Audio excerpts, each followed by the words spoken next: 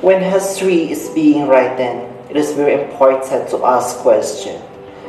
That we are now as life improved in the Philippines. What would you risk to win our freedom? Watch the story of heroes and follow their narrative of their lives. Just maybe can find the answer from our past, the answer to the challenges of the present. Like a number of Filipino heroes, Emilio Jacinto the Katipunan at the young age, a young man passionate courted liberty.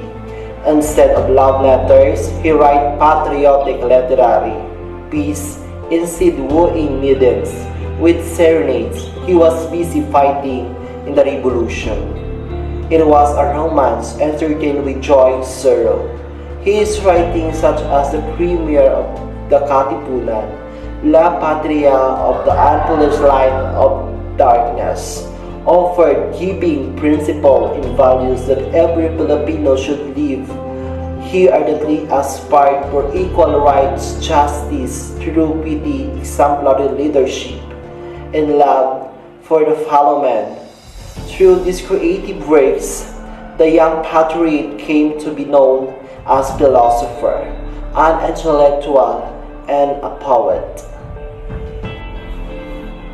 It inspired to think that the first ever freedom uprising in Asia was guided in the wisdom of a 20 years old, a celebrated lesson in our history that shown that the youth should lead the initiative and the fight for the country welfare.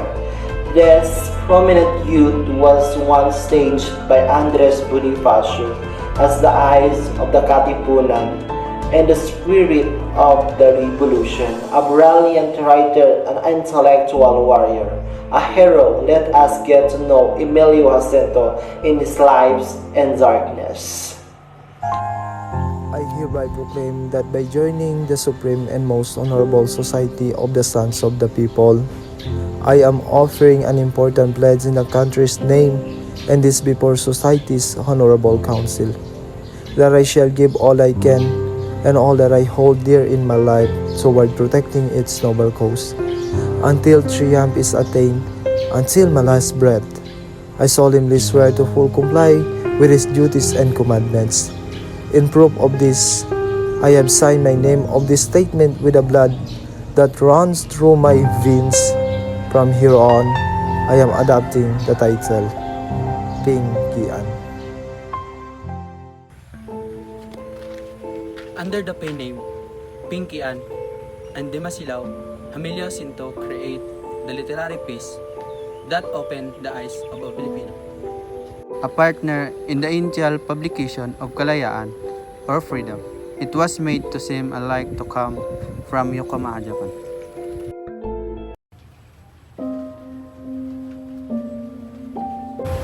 Nakambini, here's the first copy of our movement's paper, the Kalayaan. This printing press is such a big help to the Katipunan. That's true, thanks to Don Faustino.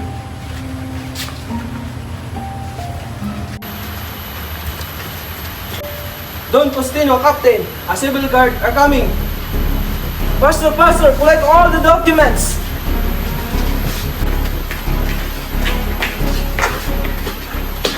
Like many of us, Jacinto came from an ordinary family. Despite being poor, his mother, Josefa Dizon, strived to give him a good education. But what you wish to embark upon as teachers, my child? You're too young. What about your schooling being founded by your uncle Rizal? What of your dreams to finish law at the University of St. Thomas? Forgive me, my dear mother, but the motherland, more than any classroom, and need my youth. I know Father will be proud of me if he was still alive. Yet, Emily, you can be of more assistance to the nation and the oppressed if you become a lawyer. But at 18 years of age, I have much to offer, my dear mother. Do not waste time. Lost wealth can be regained, but time that has passed can no longer to be recovered.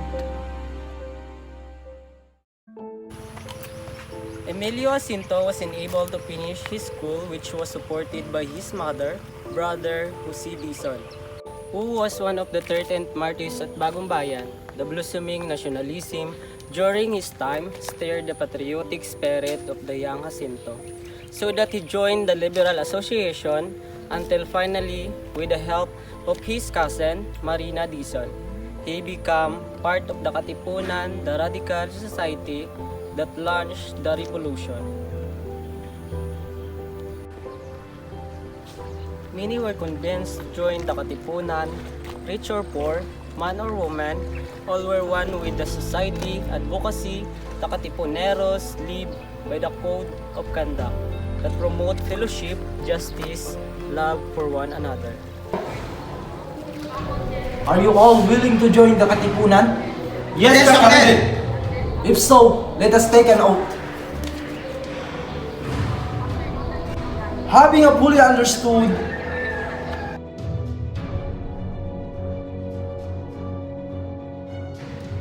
and comply with these commandments, long live the independence of the Philippines! Long live Philippines!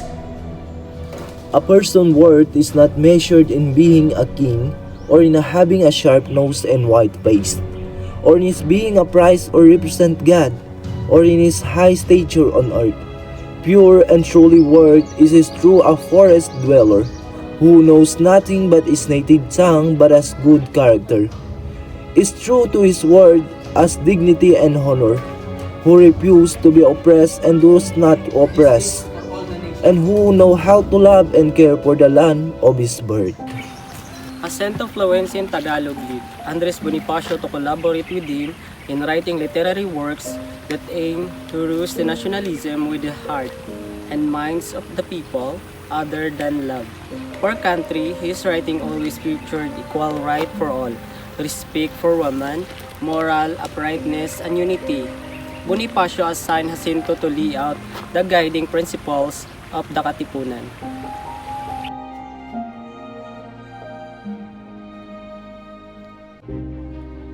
This is a part of an oath. This is for all the nation. The ideals promoted by the Katipunan are noble and important. The mind and spirit of all Tagalogs shall be united by an oath to gain the strength to remove the thick veil that blinds judgment and thereby discover the path to the reason and enlightenment.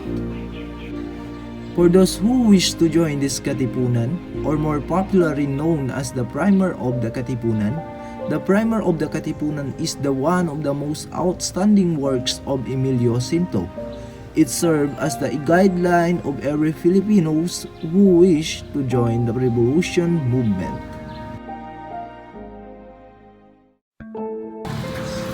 Jacinto emphasized in the code the top two commandments of the Katipunan, the love for the country and the love for the phenomenon.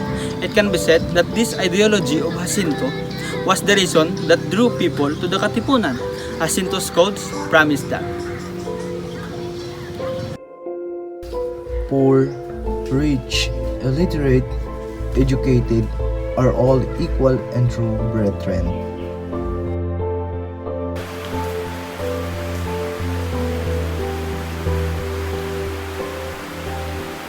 Emilio, Take good care of all the letters. This is for all the nation. you can depend on us. Take good care. Very well.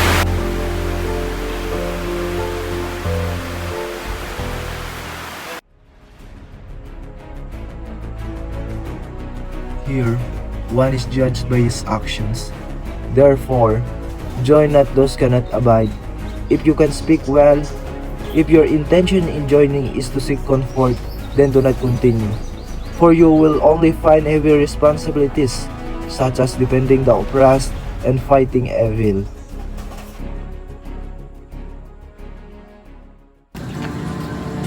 However, only a chosen few were allowed to join the Katipunan because, according to the society, was not for the selfish, greedy, pretentious, and treacherous. Through Jacinto's code, the Katipunan became a society that inspired to create good, principled and caring citizens who will someday run the nation. However, the Katipunan had barely completed their plans for the nation. When the Spanish regime discovered the secret society, the Katipunan wasted no time in fighting for its cause. The Spaniards witnessed widespread rebellion never seen before in its 300-year rule over the Philippines. After the first cry at Pugadlawin in August 1896, Andres Bonifacio appointed Emilio Jacinto as Supreme Commander of the North at the home of Melchora Aquino in Barangay Banlat, which is part now of Quezon City. Jacinto formulated the strategic revolt of the Katipuneros in various parts of northern Luzon. Among them were Manila and the provinces of Rizal, or formerly Murong, Laguna, Bulacan, and Nueva Ecija. Jacinto attempted to rescue Rizal while the latter vessel was docked at Manila Harbor. Rizal was on his way to Cuba to provide medicinal service to the Spanish camp, which was fighting against the Cuban revolutionaries when the Philippine Revolution erupted. The wise man is careful with his speech and knows how to keep a secret.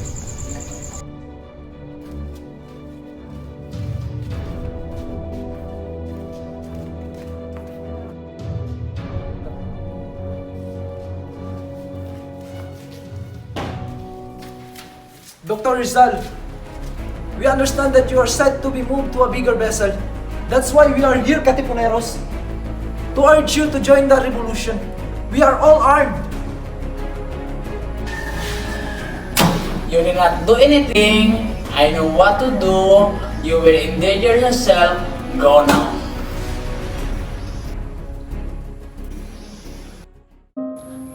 Due to the coincidental eruption of the revolution in Manila, the Spanish government blocked Rizal from leaving for Cuba, and he was later tried on changes of conspiracy and the rebellion when the revolution broke out.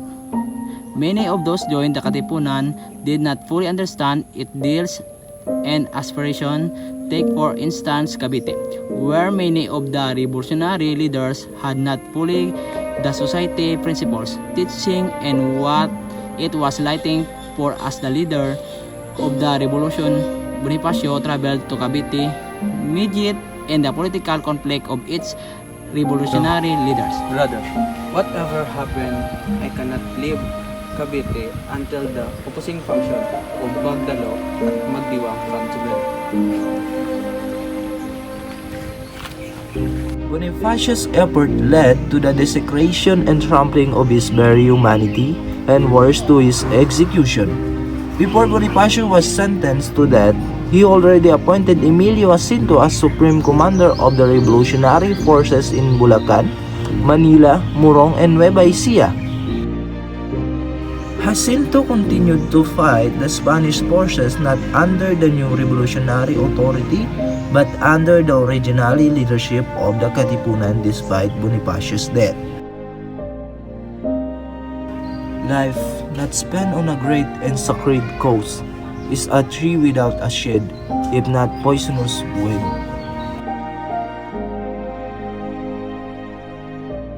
Jacinto was almost captured by the Spanish forces that had identified him as one of the leaders of the Katipunan.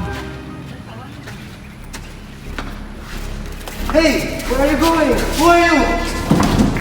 I think I remember you.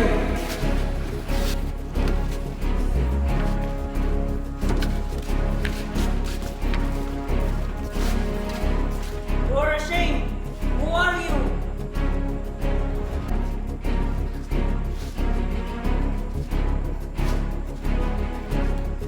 Bastard!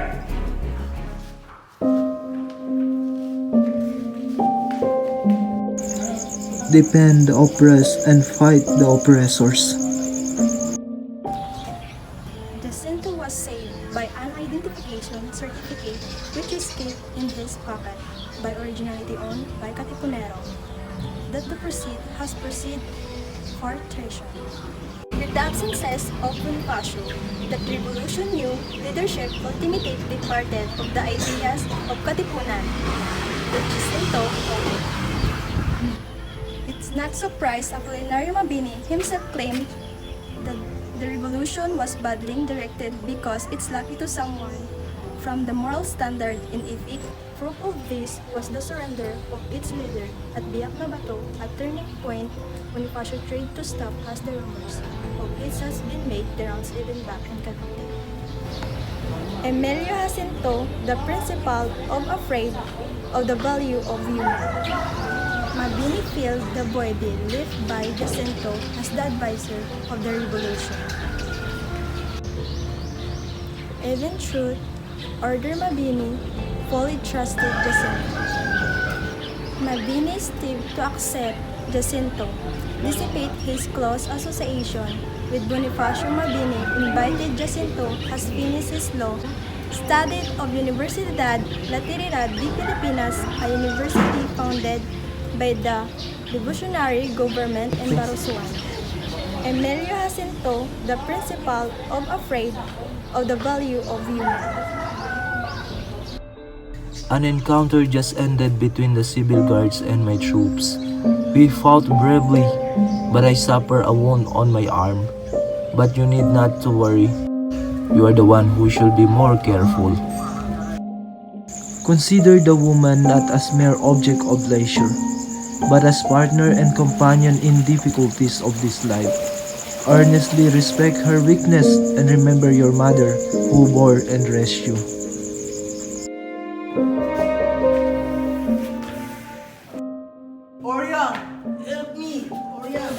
Emilio Jacinto encouraged every Filipino man or woman, young or old, to help each other with composition. A few years was Bonifacio was killed. Jacinto is also died in Santa Cruz, Laguna at the age of 23 due to malaria. It was at a time when the nation was bracing for another adversity, the Philippine-American War. In Jacinto's view, what will bring greatness, prosperity, and honor to the nation cannot be achieved without patience and genuine love for the motherland. For him, the katipunan wished not only that everyone desire to do good but also for kindness to prevail. That everyone desire to do good but also for kindness to prevail. For kindness indicates reason, godliness, and righteousness. Whether one's skin is white or black, all persons are equal. It is possible that one may be surpassed in intelligence, in wealth, in beauty, but never in humanity. Emilio Jacinto goal is steering away Filipinos from misguided practices and enlightening his countrymen to the truth, fellowship, love of country, and embodied his countrymen, a collection of a socio-political that tackle human rights. Other than waging wars and staging revolts, he called for a change of heart, a citizenry revolution that comes from within the nation. Emilio Jacinto dedicated his youth and life to achieving freedom. No matter the number of years that passed despite the end of the revolution, he led a set of guiding principles for a free society. Our history is reflected in every word of his work, so that an independent Philippines will not succumb to darkness and will continue to strive for enlightenment for all the generations to come.